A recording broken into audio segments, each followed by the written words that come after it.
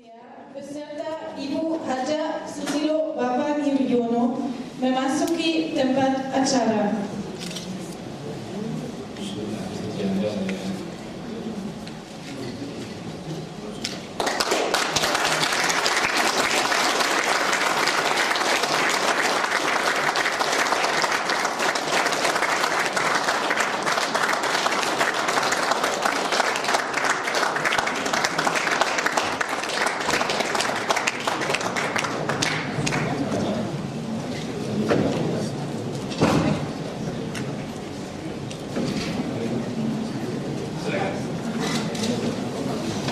Hadirin dimohon duduk kembali.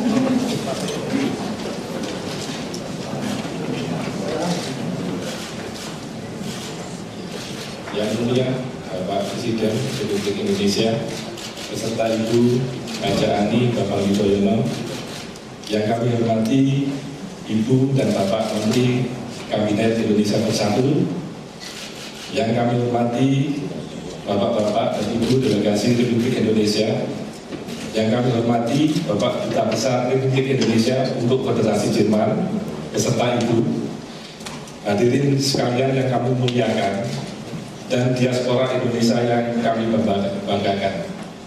Assalamualaikum warahmatullahi wabarakatuh. Salam sejahtera untuk kita semua. Salam diaspora.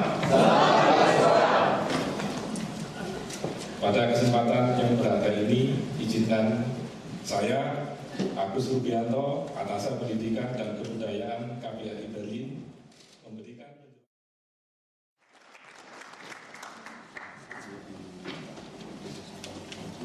Yang mulia Bapak Presiden Republik Indonesia beserta Ibu Negara Haja Ani Susilo Bambang Yudhoyono, yang terhormat para menteri yang hadir di ruangan ini beserta Ibu, yang kami hormati para anggota Dewan Perwakilan Rakyat, anggota Dewan Pimpinan Daerah, para gubernur dan anggota delegasi Indonesia lainnya, rekan-rekan diaspora dan para profesional Indonesia yang hadir di sini dan yang kami banggakan, para hadirin yang berbahagia. Assalamualaikum warahmatullahi wabarakatuh. Salam sejahtera untuk kita semuanya. Marilah pertama-tama kita memanjatkan puji dan syukur kita kepada Tuhan Yang Maha Kuasa bahwa pada siang hari ini akhirnya kita berhasil untuk mempertemukan diaspora Indonesia di luar negeri bersama Bapak Presiden Republik Indonesia dan Ibu Negara Ani Susilo Bambang Yudhoyono. Syukur alhamdulillah bahwa akhirnya pertemuan dapat terlaksana di ruangan Hotel Antelon ini. Bapak Presiden yang hadir dengan kita adalah para diaspora dari 9 negara. Mereka datang dari Jerman, dari Australia, dari Belanda, dari Austria, Ceko, Inggris, Perancis, Rusia, dan Spanyol. Terima kasih sekali dan teman-teman semuanya. Izinkanlah Bapak Presiden kami melaporkan beberapa hal. Silaturahim diaspora ini begitu beragam karena juga dihadiri oleh para peserta simposium ketahanan bumi yang baru saja berlangsung di KBRI Berlin pada tanggal 2 dan 3 Maret yang lalu. Simposium ini memang dilaksanakan waktunya bersamaan dengan kunjungan kenegaraan Bapak Presiden ke Jerman. Simposium ketahanan bumi kali ini di Berlin merupakan yang kedua kalinya, karena yang pertama telah dilaksanakan di Wien, Austria pada bulan Maret 2012. Penyelenggaraan di Jerman kali ini dikaitkan dengan rangkaian peringatan Hari Kebangkitan Nasional pada bulan Mei yang akan datang. Sejalan dengan semangat diaspora Indonesia untuk membantu pemulihan nasional, maka topik-topik strategis yang diangkat dalam silaturahim dan simposium ini kiranya selaras dengan kebutuhan pembangunan Indonesia, khususnya MP3I. Topik-topik tersebut antara lain mengenai ketahanan energi, termasuk manajemen air dan pengembangan energi geotermal, ketahanan pangan, infrastruktur dan logistik, perlindungan lingkungan dan perubahan iklim, serta mitigasi dan manajemen penanggulangan bencana alam. Yang mulia Bapak Presiden dan hadirin yang saya hormati, silaturahmi di BRIN ini juga sangat unik karena menunjukkan karakter khusus dari diaspora Indonesia di Jerman. Masyarakat Jerman sangat kental dengan tradisi yang menjunjung tinggi sains dan teknologi. Adalah wajar apabila visi dari diaspora Indonesia di Jerman sangat lekat dengan pengembangan sains dan teknologi, dan misinya pun sangat lekat dengan transfer teknologi dan know-how yang tentunya akan bermanfaat bagi kepentingan pembangunan nasional. Diharapkan silaturahmi diaspora di BRIN ini dapat menjadi cikal bakal diaspora Jerman sebagai Center of Excellence diaspora Indonesia di wilayah Jerman. Para peserta dari silaturahim diaspora dan simposium ini telah melewati tahapan seleksi yang sangat ketat, terbuka dari segi kualifikasi substantif. Setiap peserta diminta untuk menyerahkan kurikulum vitae, dan untuk pembicara dimintakan menyerahkan makalah yang tidak saja menunjukkan kapasitas intelektual mereka, tetapi juga profesionalisme para peserta. Silaturahim ini dihadiri oleh sekitar 60 orang, terdiri dari profesor, dosen, insinyur, termasuk yang kini bekerja di Airbus, software engineer, staf peneliti, mahasiswa tingkat doktor, magister dan sarjana. Misalnya telah hadir di tengah kita profesor termuda, Profesor Dr. Imin Yusef dari TU Darmstadt yang kini berusia 31 tahun. Silakan berdiri, saudara.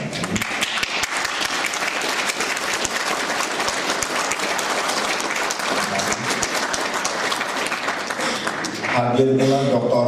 Tiktan, warga diaspora kita dari Belanda yang banyak berjasa di dalam penanganan korban tsunami yang lalu di Aceh. Dr. Tiktan, silakan berdiri.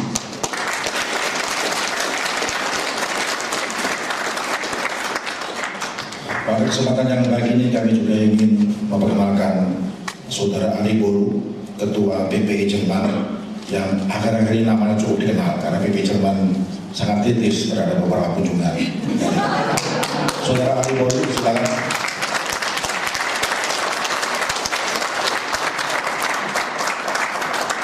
Selain PPI Jerman, Bapak Presiden juga ada Ketua PPI Berlin, Frankfurt dan Göttingen yang saya lihat hadir di tengah-tengah kita.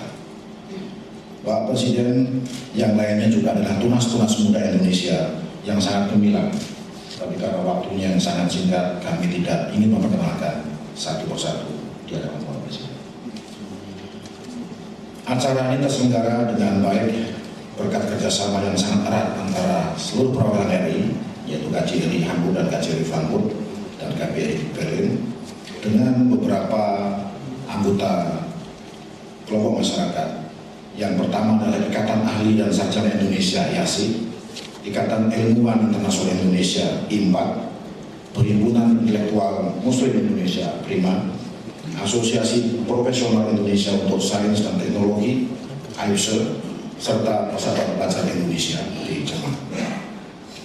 Selanjutnya, KBRI Berlin siap untuk turut melayani, memfasilitasi lahirnya diaspora sektor Jerman yang insya Allah dapat dilaksanakan dalam waktu dekat ini sebagai salah satu Center of Excellence diaspora Indonesia untuk bidang sains dan teknologi.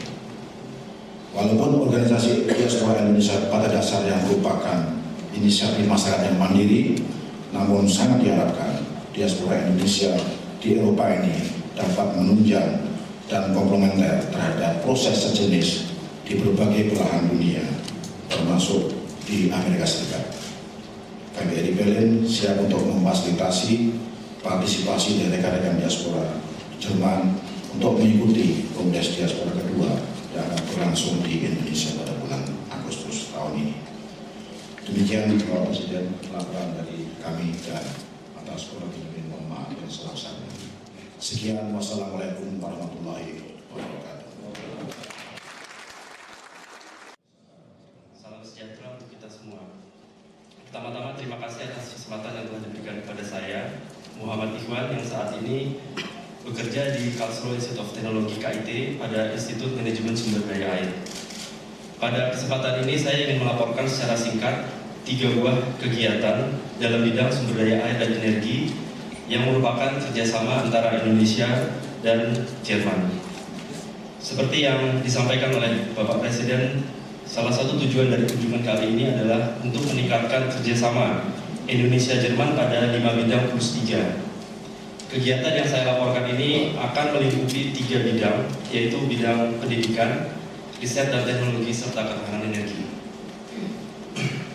Dalam bidang sumber daya air, Jerman adalah salah satu negara yang memiliki infrastruktur pengolahan sumber daya air yang sangat baik. Untuk suplai air minum, cakupan pelayanan air minum di Jerman sudah mencapai 100%. Bila kita bandingkan dengan situasi di Indonesia, cakupan pelayanan air bersih baru mencapai 55%. Rendahnya pelayanan air bersih tidak hanya diakibatkan tidak ketersediaan infrastruktur, namun faktor alam juga merupakan faktor yang cukup menentukan. Tantangan ke depan akan semakin berat dengan adanya perubahan iklim dan ancaman kekeringan global. Pada bidang energi, Jerman dan Indonesia saat ini sedang mengalami tantangan dalam ketahanan energi. Tantangan ketahanan energi antara Indonesia dan Jerman memiliki karakter yang berbeda. Dengan permintaan yang semakin meningkat, permasalahan yang terjadi di Jerman memiliki teknologi maju untuk pembangkit energi, namun sumber daya energi sangat terbatas. Sedangkan untuk Indonesia memiliki sumber daya energi yang cukup banyak, namun teknologi pembangkit energi masih terbatas. Ilustrasi sumber daya air dan energi ini menunjukkan saling kebutuhan bagi kedua negara, sehingga bisa diintensifikasikan kerjasama antara Indonesia dan Jerman untuk membawa keuntungan bagi kedua negara. Kegiatan yang akan saya laporkan merupakan kegiatan-kegiatan sebagai usaha menjawab tantangan di atas. Kegiatan pertama yang ingin saya laporkan adalah pengembangan sumber daya air yang kami khususkan pada daerah Kars atau dikenal dengan daerah Kapur. Masalah kesulitan air di daerah Kars adalah masalah global. Kegiatan Litbang kami berkonsentrasi pada Kars di daerah Gunung Kidul, Provinsi Daerah Istimewa Yogyakarta. Di daerah ini suplai air untuk penduduk hanya mencapai 10 liter per orang per hari. Sebagai gambaran, WHO mensyaratkan kebutuhan utama, yaitu air minum untuk pengolahan makanan dan minum diperlukan air minimal 20 liter per orang per hari.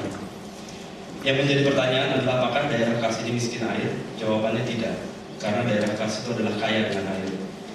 Permasalahannya adalah karakteristik geologi pada daerah Kars mengakibatkan air hujan yang jatuh pada daerah tersebut akan langsung meresap ke bawah permukaan tanah, sehingga membentuk sungai bawah tanah yang lokasinya mencapai lebih dari 100 meter. Akibatnya sulit sekali akses untuk bisa memanfaatkan sumber daya air tersebut. Pemerintah setempat saat ini sudah berusaha memanfaatkan sumber daya air tanah dengan menggunakan teknologi konvensional, yaitu dengan memasang pompa listrik dengan menggunakan generator listrik dan pasokan energi dari luar. Teknologi konvensional ini terbukti tidak sanggup mengatasi kesulitan air dikarenakan besarnya biaya operasional, terutama dalam penyediaan pasokan energi tersebut. Untuk itu, sejak 2002 dimulailah kerjasama pengelolaan sumber daya air di daerah Kars Gunung Kidul, diawali dengan membuat inovasi dari sistem dan teknologi untuk pemompaan sumber daya air bawah tanah, yang kemudian pada tahun 2008 dikembangkan menjadi manajemen sumber daya air secara terintegrasi, mulai dari suplai air sampai pengolahan limbah. Kerjasama ini melibatkan institusi pemerintah, industri, dan lembaga litbang dari kedua negara. Dari pihak Jerman, 20 institusi bergabung dalam konsorsium yang didukung oleh Kementerian Pendidikan dan Penelitian BMBF. Sedangkan dari Indonesia, 15 institusi terlibat seperti Kementerian Pekerjaan Umum, Kementerian Riset dan Teknologi, Kementerian Pendidikan Nasional, Badan Tenaga Atom Nasional, dan universitas-universitas di Indonesia. Hasil utama dari kegiatan ini adalah pada tahun 2010 telah berhasil dibangun pilot plant berupa instalasi hidropower bawah tanah pertama di dunia di daerah Gunung Kidul dengan mengaplikasikan inovasi teknologi tepat guna.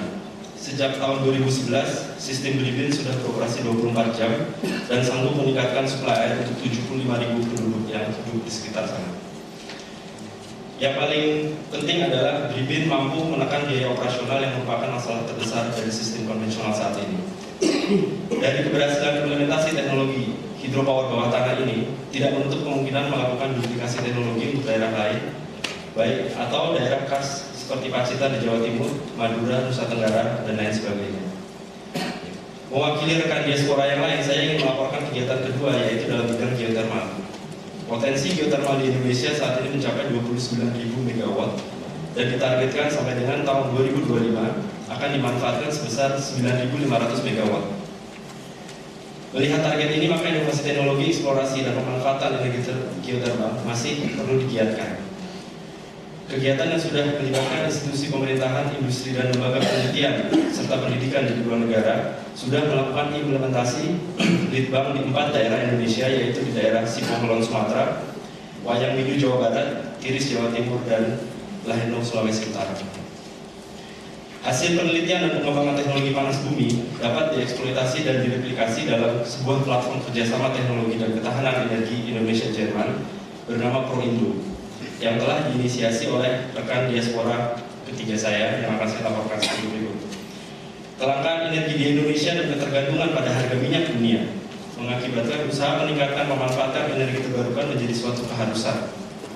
Dan kebijakan ini pun sudah tercantum pada visi Indonesia 2525, yaitu pemanfaatan sumber energi terbarukan hingga 25% pada tahun 2025, yang termasuk di dalamnya peningkatan efisiensi melalui manajemen energi yang merupakan poin penting dalam Jakarta Declaration tahun 2012.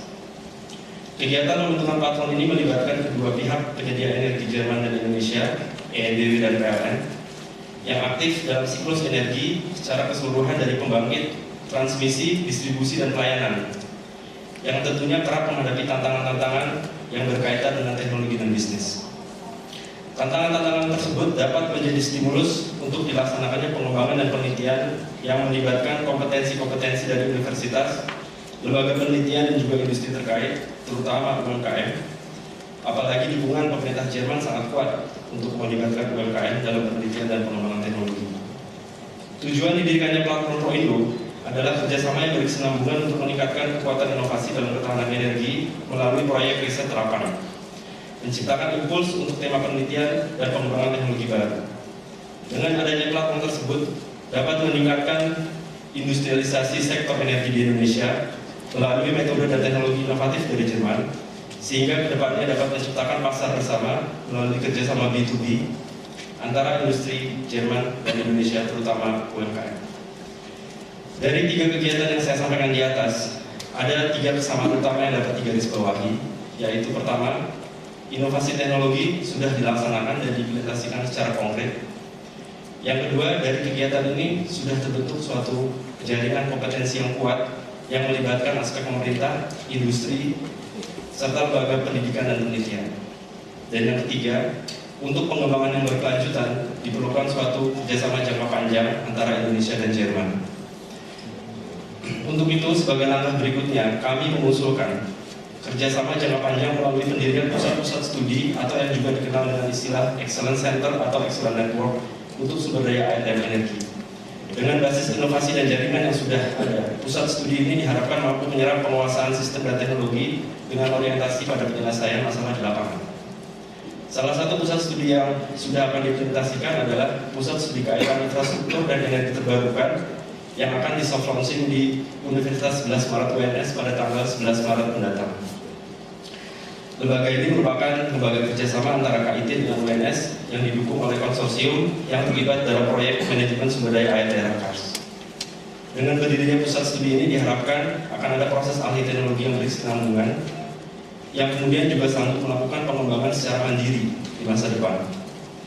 Untuk bidang geothermal, pada tanggal 6 Maret besok akan dilakukan inaugurasi pusat unggulan geothermal internasional di Bandung yang merupakan kerjasama antara GSZ dengan ITB.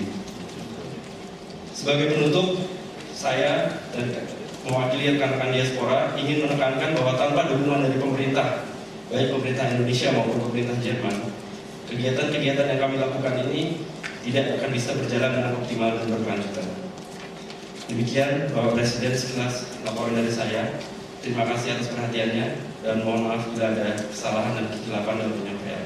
Assalamualaikum warahmatullahi wabarakatuh.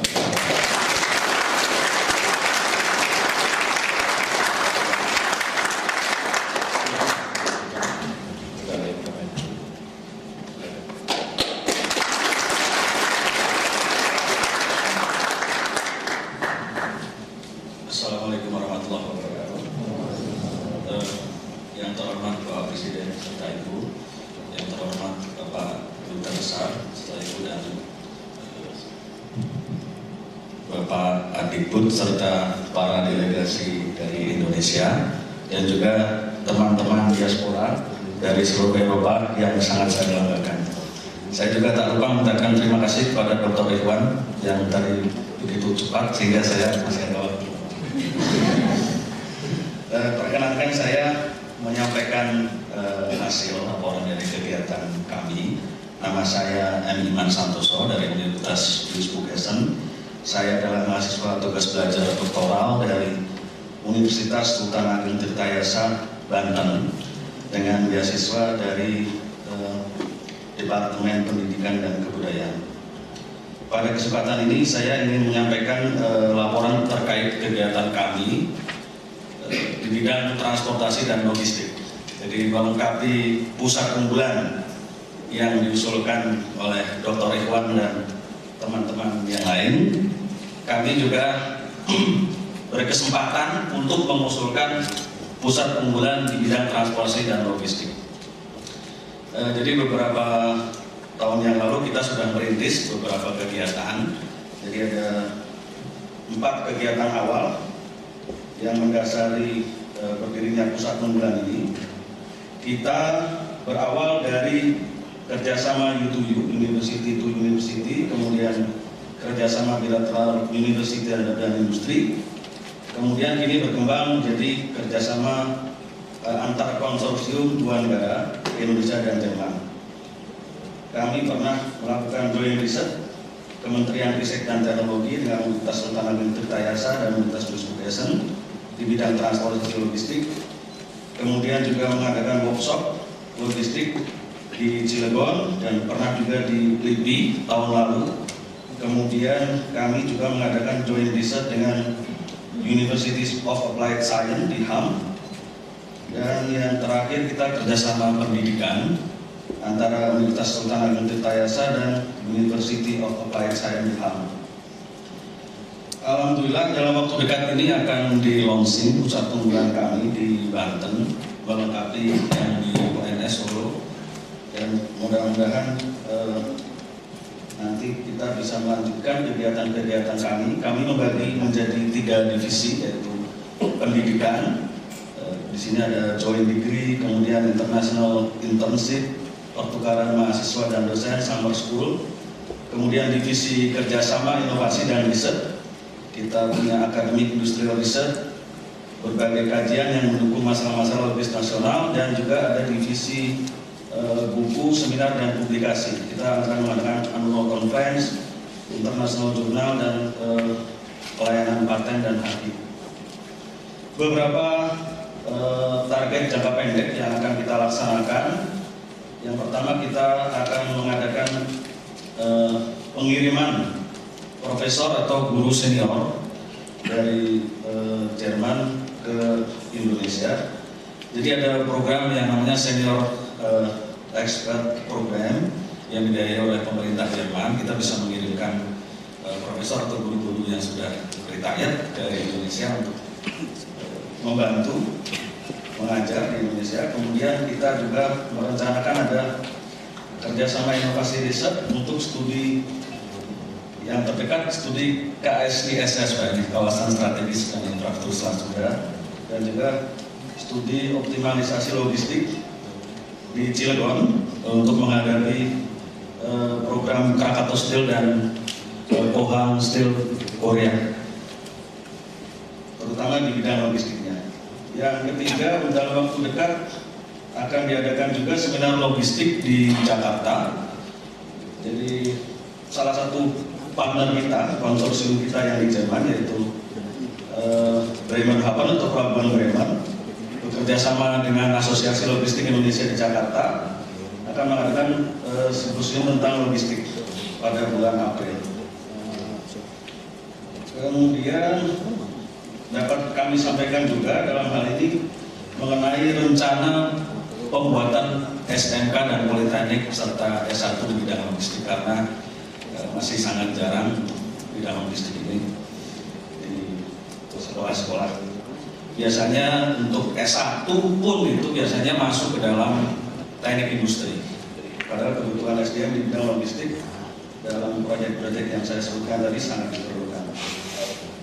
Memahami saya ada yang terlewat, saya perlu menyebutkan konsorsium kami yang di Indonesia itu adalah Universitas Sultan Agung Tirtayasa, Institut Teknologi 10 November, kemudian PT Schenker Petrolog Utama, PT Krakatau Steel, PT Krakatau Bandara Samudra, dan karena saya dari Banten, kita juga sedang bernegosiasi dengan Dinas Pendidikan dan Pemprov Banten. Kemudian konsorsium kami yang di Jerman, Universitas Duisburg Essen, Universitas Applied Science Hamm, Universitas Applied Science Furtwangen, Schenker Head Office di Essen, kemudian SDZ GmbH dan Pelabuhan Medan. Salah satu usulan yang kami sampaikan dalam paper kami yang kemarin disyaratkan oleh panitia yang telah kita sebut tadi adalah kami konsorsium logistik ini mendukung dan mendesain kawasan strategis infrastruktur Selat Sunda sebagai zona industri dan pusat logistik serta terminal supply chain berbasis kerjasama Indonesia Jerman. Desain lengkapnya ada di buku yang telah dibagikan, dan kalau tidak salah pada kesempatan ini buku tersebut nanti akan disampaikan kepada Bapak Presiden, dan juga buku hasil seminar ketahanan bumi yang kemarin akan disampaikan. Mungkin begitu saja laporan dari kami. Terima kasih atas perhatiannya. Assalamualaikum warahmatullahi wabarakatuh.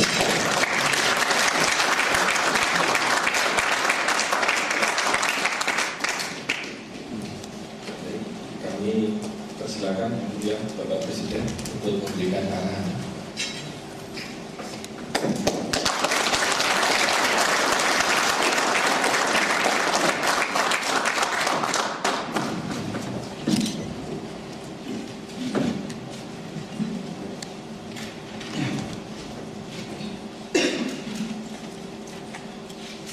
Bismillahirrahmanirrahim. Assalamualaikum warahmatullahi wabarakatuh. Salam sejahtera untuk kita semua. Yang saya hormati segenap delegasi dan rombongan dari Jakarta, Saudara Duta Besar, Saudara atas Pendidikan dan Kebudayaan, saudara-saudara komunitas diaspora Indonesia yang saya cintai dan saya banggakan. Alhamdulillah, hari ini kita dapat bertemu di kota Berlin ini untuk memikirkan masa depan negara yang kita cintai, untuk menyatukan semangat, tekad dan upaya kita untuk memajukan Indonesia, dan sekaligus tekad untuk meningkatkan kerjasama Indonesia dengan negara-negara sahabat, diantaranya Indonesia dengan Jerman. Saya sangat senang mendengar apa yang dipresentasikan tadi, karya yang relevan, yang diperlukan, dan yang memberikan banyak inspirasi atas upaya kita bersama untuk memajukan banyak hal di negeri kita, utamanya berbagai sektor pembangunan yang terus kita lakukan dari masa ke masa. Oleh karena itu, terimalah ucapan terima kasih dan penghargaan saya yang tulus kepada saudara-saudara semua diaspora Indonesia yang sama-sama kita cintai. Saudara-saudara, sebelum saya merespons apa yang telah dipaparkan tadi, saya ingin menjelaskan secara serba singkat apa yang mesti terus kita lakukan dalam rangka kerjasama dan kemitraan internasional. Apa yang delegasi Indonesia beserta saya lakukan kali ini di Eropa, utamanya sekitar 2 hari kami mengemban tugas di Jerman, dan insya Allah sekitar 1,5 hari akan melanjutkan perjalanan ke Hungaria, dan setelah itu kembali ke tanah air.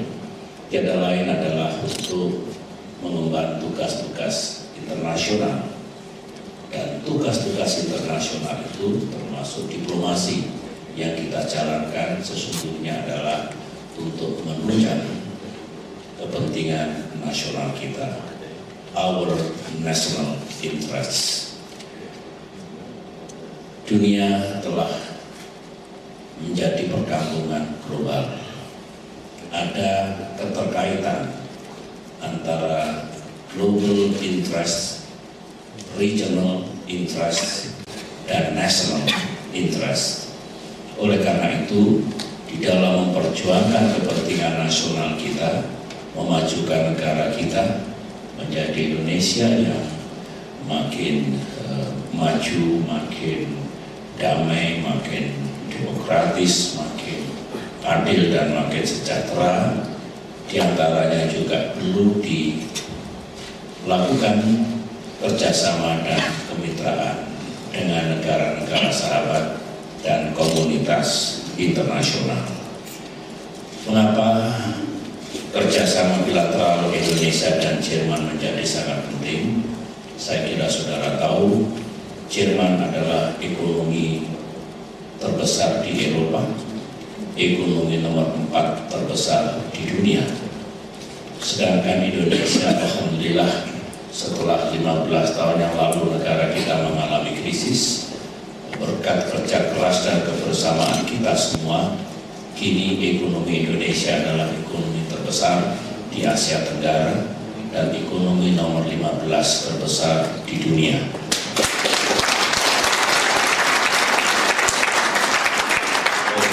Itulah kita menjadi bagian dari G20. Perlu kita syukuri, tapi perjuangan kita masih panjang dan kita mesti melakukan lebih baik dan lebih banyak lagi ke depan. Kita setelah bersepakat, maksud saya antara Indonesia dan Jerman, untuk meningkatkan kerjasama bilateral kita menjadi comprehensive partnership. Deklarasi Jakarta telah ditandatangani oleh Kanselir Angela Merkel dan saya sendiri pada bulan Juli tahun lalu.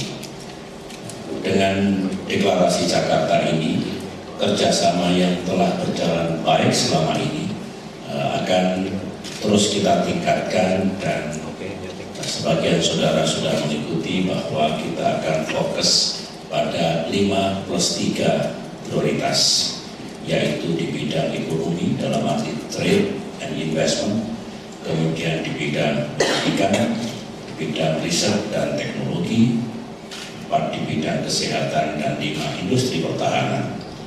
Sementara itu plus 3-nya adalah pangan atau food security, energi, dan kemudian satunya lagi transportasi. Jerman memiliki keunggulan di bidang-bidang itu. Oleh karena itu tidak keliru kalau kita bekerja sama, kita menimba pengalaman, dan kita juga bisa berbagi dalam banyak hal. Saudara-saudara, pembicaraan saya kemarin dengan Presiden Jerman, dan insya Allah sebentar lagi pembicaraan saya dengan sahabat saya Angela Merkel untuk melanjutkan apa yang telah kita lakukan selama ini dan kedepannya lagi. Dari pengantar itu saya tertarik dengan apa yang dipresentasikan tadi. Itu hal yang penting. Saudara tahu bahwa penduduk bumi ini terus berkembang. 2 tahun yang lalu telah mencapai 7 miliar manusia. Saya berpidato di World Economic Forum di Davos ketika penduduk dunia baru masuk ke jumlah 7 miliar dan itu masih akan bertambah. Pada tahun 2045 insya Allah akan menjadi 9 miliar manusia, dan itu berarti memerlukan 60-70% energi baru. Sama halnya 9 miliar manusia itu memerlukan 60-70% pangan yang akan dikonsumsi oleh manusia sejagat. Oleh karena itu, membicarakan ketahanan pangan dan ketahanan energi selalu relevan, baik pada tingkat nasional maupun pada tingkat global. Beberapa tahun yang lalu, saya masih ingat sekitar tahun 2006, saya mengingatkan rakyat Indonesia untuk tidak lalai dan dengan sungguh-sungguh sadar disertai dengan policy dan aksi yang nyata untuk memikirkan ketahanan pangan, energi, dan air, yang istilah saya fuse, food, energy, water, sustainability. Jadi kalau kita bicara 2045, kita bicara 9 miliar manusia di dunia, maka we have to think about fuse, sekali lagi food, energy, water, sustainability. Dari itu semua maka relevan sekali apa yang dipresentasikan tadi. Mari kita membicarakan hal-hal itu lebih fokus lagi, down to earth. Pertama adalah air bersih, benar. Banyak daerah dan komunitas di negeri kita yang memiliki kesulitan untuk mengakses air bersih. Di Jawa saja, mulai dari Jawa Barat Selatan, terus masuk ke Jawa Tengah dan Jawa Timur bagian selatan, utamanya Wonosari, Wonogiri, Pacitan, Trenggalek, Tulungagung sampai Malang Selatan.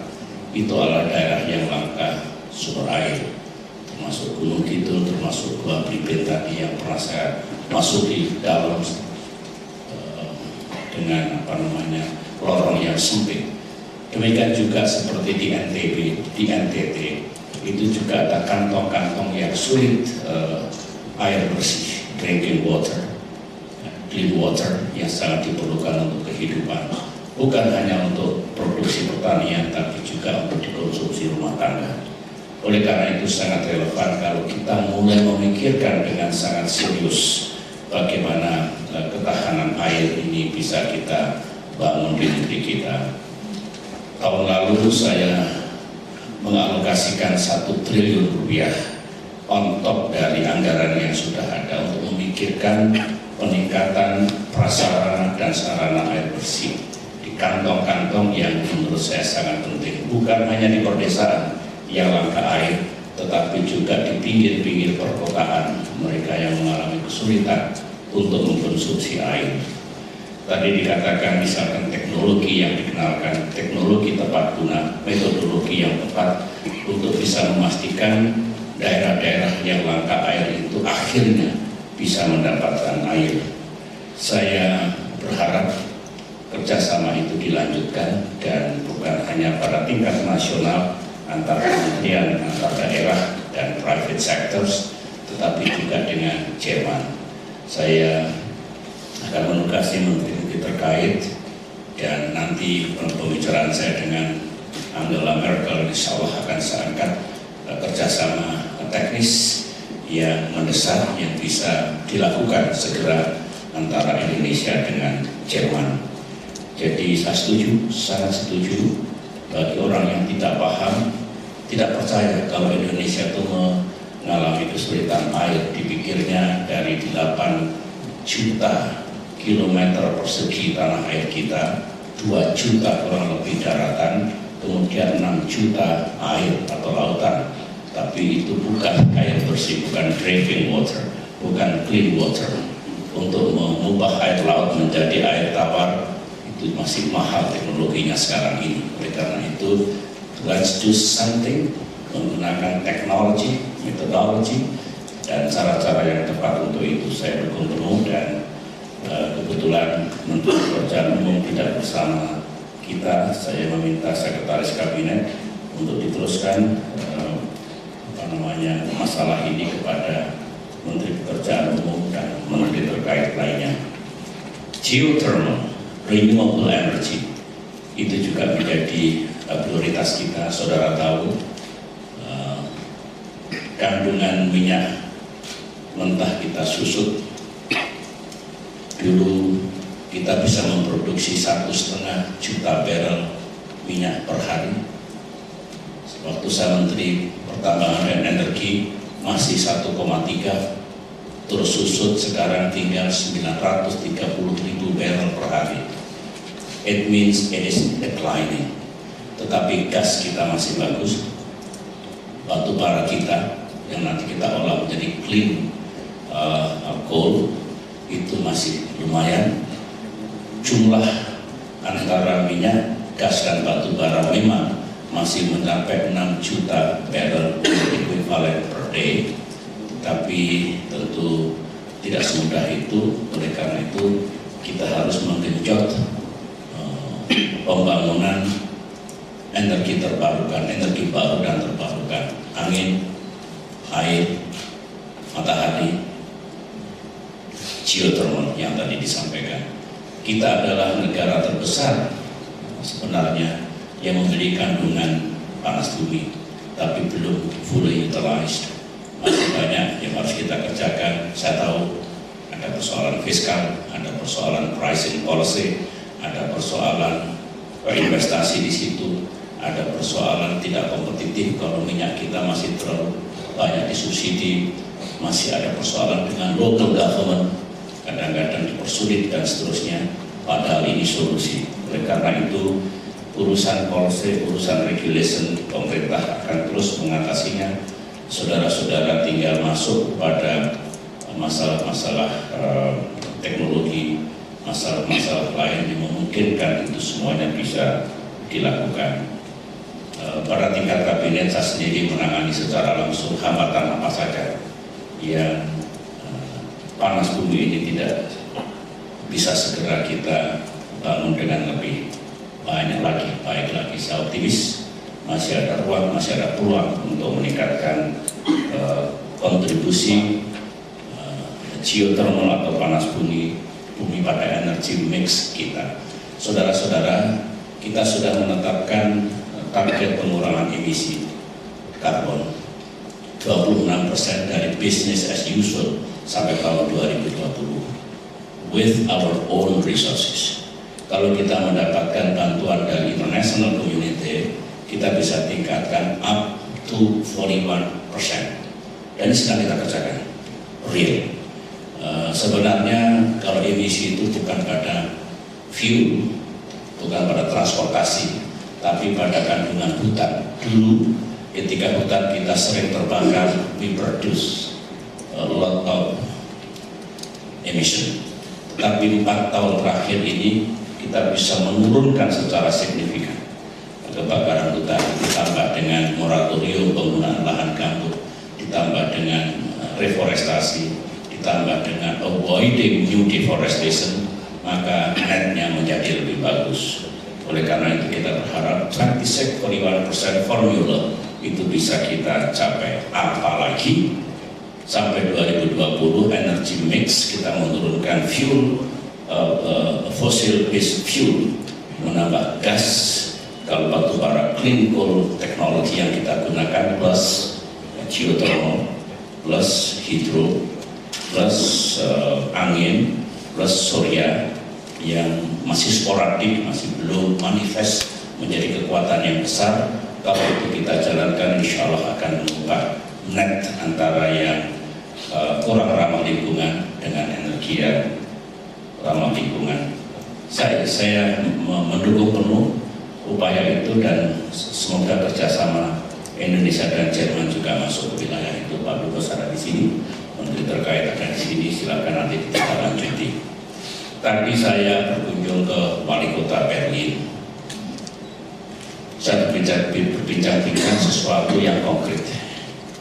Saya ingin kerjasama antara kota-kota besar di Indonesia, Jakarta, Surabaya, Semarang, Medan, Makassar, Bandung, dan kota-kota besar lainnya untuk waste management.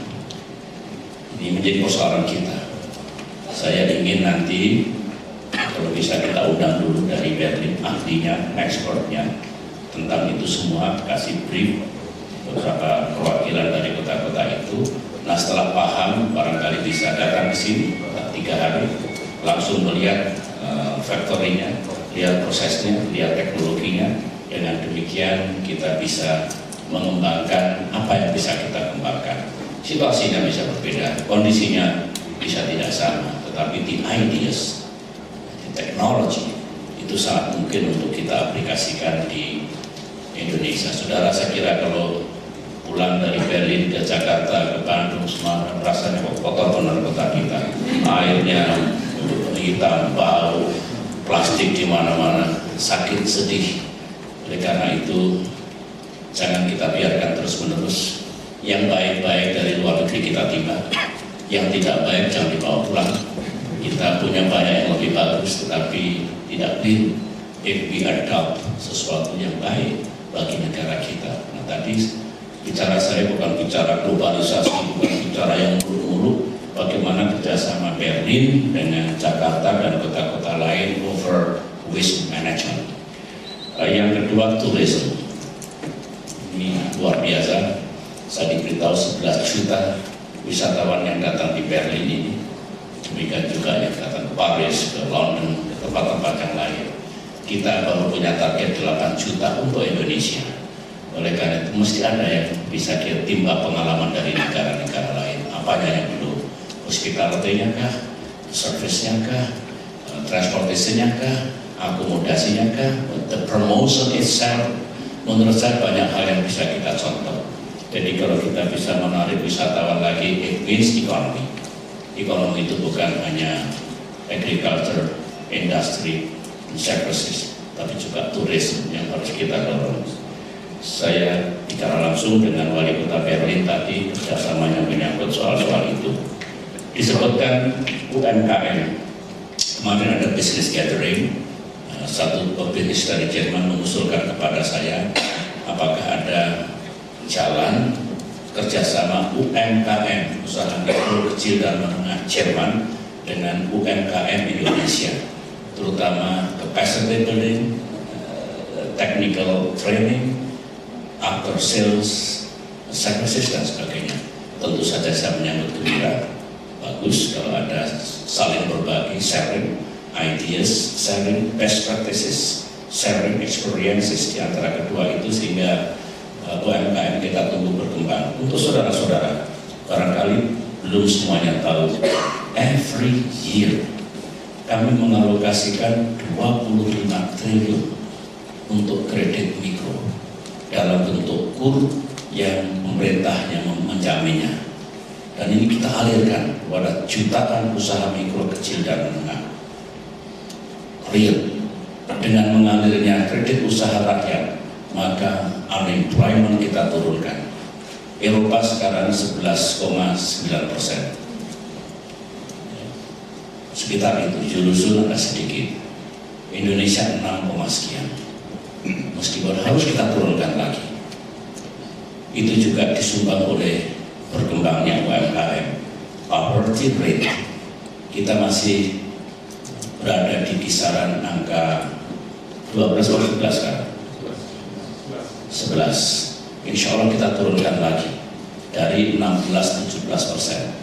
Ini juga tidak mungkin hanya dengan big economy, tetapi juga dengan sumbangan small and medium enterprises. Pendek kata, UMKM itu menjadi prioritas.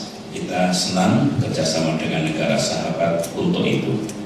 Saudara-saudara, tadi disebutkan keinginan untuk membangun pusat studi bersama Indonesia-Jerman, semacam Center of Excellence. Menurut saya bagus. Saya juga pernah sampaikan kepada Angela Merkel waktu itu, mari kita dirikan pusat-pusat studi Jerman Indonesia. Dan saya kira banyak perguruan tinggi di Indonesia yang willing untuk menjalin kerjasama dengan Jerman khususnya, ataupun negara-negara lain pada umumnya di dalam membangun pusat-pusat kajian, pusat studi pusat research ataupun innovation centers yang dedicated untuk mengembangkan subjek-subjek tertentu di negara kita. Saudara-saudara, hal kedua yang menarik adalah transportasi dan logistik. Saya senang sekali kalau diaspora, kalau saudara memikirkan transportasi dan logistik. Begini ceritanya. Salah satu yang menghambat pertumbuhan ekonomi dan sistem logistik nasional yang efisien itu adalah transportasi. Ya, ada orang bilang sekarang dunia sangat susah. Jerman berapa pertumbuhan ekonomi tahun lalu? Berapa? Ya, 0,7. Eurozone berapa? Minus 0,3. Eropa secara keseluruhan tidak lebih dari 0,5. BRIC yang dulu ontang-ontang, China 2004 10%, sekarang 7,7%, drop around 2.5%. India yang dulu 8-9%, tahun lalu 5,3%. Negara-negara Brasil drop, negara-negara tetangga kita drop. Kita ditolong Tuhan. Indonesia masih meskipun turun sedikit 6,2%. Bayangkan kalau masalah-masalah yang di Indonesia bisa kita atasi, masih ada korupsi, masih ada birokrasi yang tidak benar, infrastrukturnya kurang, kadang-kadang daerah itu macam-macam polisinya, bertabrakan satu sama lain. Pendek kata, masih banyak yang belum benar. Banyak yang belum benar saja 6,2%.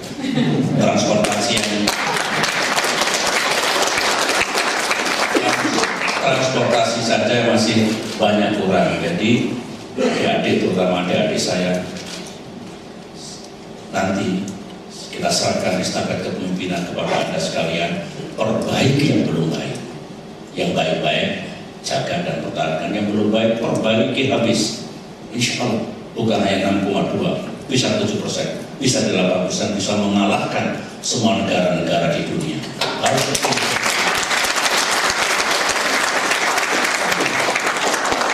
Begini, antar pulau, kalau logistik, komoditas, baik tambang, pangan, energi, apapun, dibawa melalui udara kan tidak ekonomis, harus di kapal. Kapal ini belum tersedia dengan baik, ditambah dengan peraturan ini, peraturan itu, pungli sana, pungli sini, jadi mahal.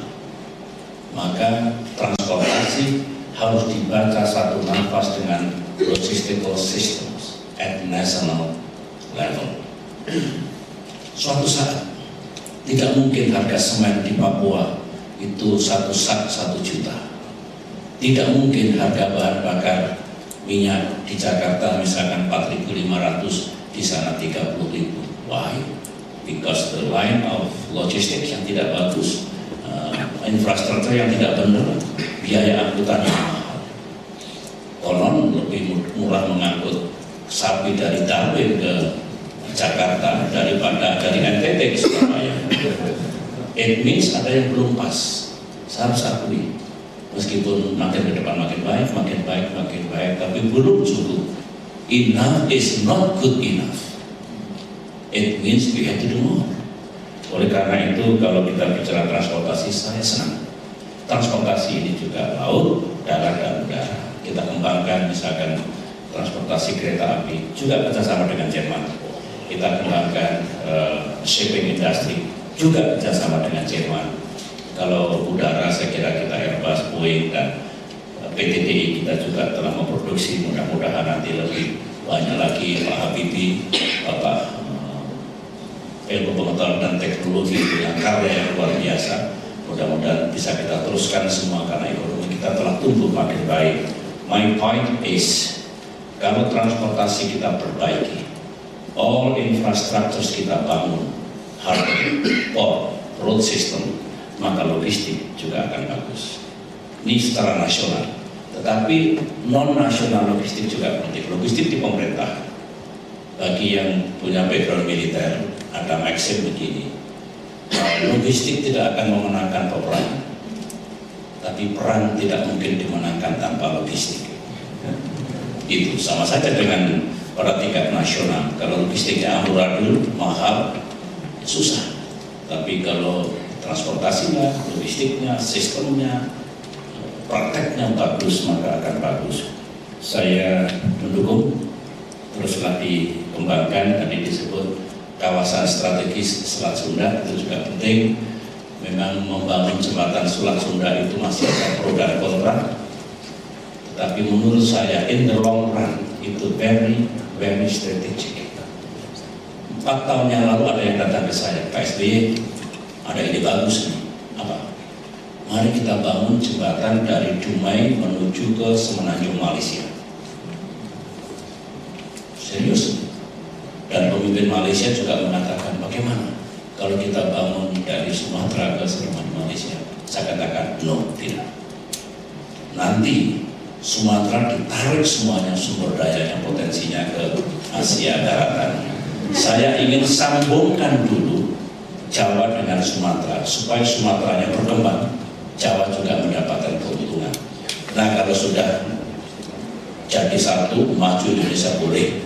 Kita berpikir menghubungkan Dumai ke Negeri Sembilan atau Malaka di Malaysia. Ini juga penting untuk membangun jembatan Selat Sunda. Sedang dirampungkan, memang ada urusan-urusan yang harus kita perbaiki. Begitu kita canangkan nanti bagus. Kalau kita canangkan tahun ini, tahun depan, yang menikmati bukan saya, presiden-presiden, pemerintahan, masyarakat yang akan datang, mungkin anak cucu kita. Tapi itu pahala, itu ibadah bagi masa depan negara kita. Nah, kalau hanya membangun jembatannya, itu kurang ekonomis. Oleh karena itulah di tepi sini, Banten, di tepi sana, Lampung, harus dibangun kawasan industrial. Kalau itu dibangun, maka total cost membangun jembatan itu akan cucuk. Tahu cucuk? Ekonomi. Tapi kalau hanya membangun jembatannya doang, nggak bisa kembali. Oleh karena itu, let's build strategic economic zones, baik di tepi sini, Banten maksud saya, dan di tepi Lampung. Silakan. Krakatau Steel kerjasama dengan POSCO itu juga satu terobosan begini, saudara-saudara. Orang mengatakan steel industry itu the mother of industry. Banyak negara yang punya industri baja yang kuat, cepat sekali industrialisasinya. Contohnya Korea. 60 tahun Korea sama dengan Indonesia. Tapi karena Korea punya strong steel industry, maka cepat sekali. Nah, kita tertinggal. Padahal keperluannya banyak sekali. Oleh karena itu, 2 tahun yang lalu kita mulai dan saya ikut melihat langsung perencanaannya.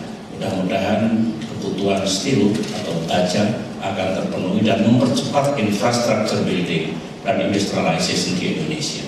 Oleh karena itu, kalau dibikin kerjasama yang bagus, fair, lebih menguntungkan negara kita dibandingkan negara-negara lain, maka akan bagus. Krakatau Steel, POSCO, dan mitra-mitranya yang ada. Itu respon saya terhadap permasalahan transportasi dan logistik.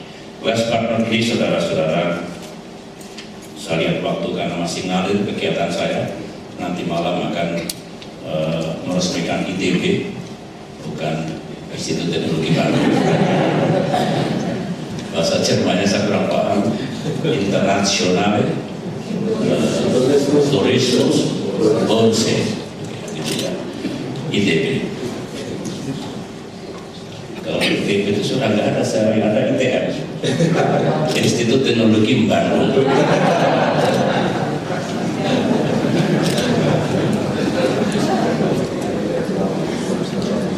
Diaspora begini, Saya pernah ketemu dengan teman-teman adik-adik saya PPI di Sydney tahun 2007. Jadi kalau ada mahasiswa yang berdiri angkat tangan, Pak Presiden, Pak SBY, yang baik ini bagaimana saya ini? Kenapa?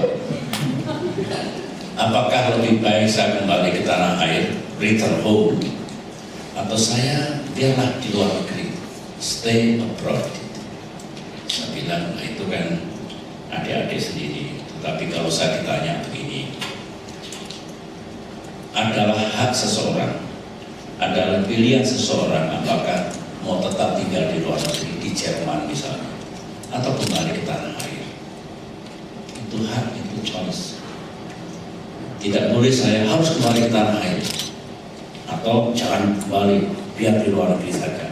Dimanapun, asalkan jangan melupakan negeri kita. Teruslah berpikir, what can you do for Indonesia? Apakah membangun network, apakah membuat jembatan investasi, atau berkontribusi pada pemikiran, apapun. Itu sudah hero, itu sudah pahlawan. It does not matter whether you are staying abroad or you are returning home. Tetapi yang penting, teruslah berkontribusi untuk tanah air kita. Tetapi kalau suatu saat negara memanggil, seperti dulu Pak Habibie dipanggil, ya kembalilah. Saya melarang menteri-menteri saya memanggil orang-orang Indonesia yang hebat di luar negeri tanpa memberikan certainty. Dipanggil untuk apa? Mau dijadikan apa? Pekerjaannya apa? Kalau oke semua, yes, saya dukung. Undanglah kembali untuk bersama-sama memajukan negaranya. Oleh karena itu, sejalan dengan pengembangan MP3EI, investasi, infrastruktur building, industrialisasi, pengembangan service economy, kalau nanti dipanggil ke tanah air, kalau memang cocok, ya kembalilah ke tanah air. Dan last but not least begini, banyak mahasiswa Indonesia yang belajar di luar negeri, di Australia, di Amerika Serikat, di Eropa, di banyak negara. Statistik mengatakan mereka banyak yang belajar di bidang ekonomi, bagus, karena ekonomi kita juga perlu dikembangkan. Banyak yang belajar di bidang bisnis, bagus, karena bisnis kita juga harus kompetitif. Ada yang belajar di bidang law, bagus, menjadi lawyer yang bagus. Ada yang belajar di bidang politik, bagus, menjadi sarjana politik, or true politicians nanti. Tetapi ada satu, kalau tidak banyak yang belajar engineering, maka nanti negara kita kebanyakan politisi, kebanyakan lawyer, kebanyakan pebisnis. Bagus sih bagus, tapi ada yang pincang. Oleh karena itulah dengan Jerman ini kami sungguh ingin ada kerjasama yang real untuk memproduksi lebih banyak engineers di teknologi, agar mereka siap mental untuk membangun infrastruktur yang akan banyak sekali yang kita lakukan. Semua kita perlukan, tetapi saya hitung, saya pernah mengundang beberapa rektor ITB, rektor ITS, rektor UNPAD, rektor UGM, Menristek sendiri, Mendikbud, rektor UI, saja bicara di kantor. Ayo mana yang kurang sekarang? Semua sependapat yang kurang engineer. Oleh karena itu, Jerman saya kira tempat yang paling baik, engineer dalam arti yang luas ya. Mudah-mudahan bisa kita penuhi. Saya kira itu yang ingin saya sampaikan, dan papernya nanti tolong diserahkan satu kopi pada menteri saya untuk kita tindak lanjuti.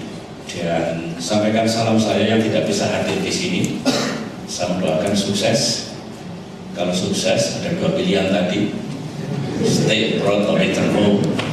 Tetapi kalau negara kita makin maju dan saudara-saudara dipanggil pulang, pulanglah bersama-sama kami untuk memajukan Indonesia tercinta. Demikian, selamat bertugas, selamat belajar. Tuhan beserta kita. Assalamualaikum warahmatullahi wabarakatuh.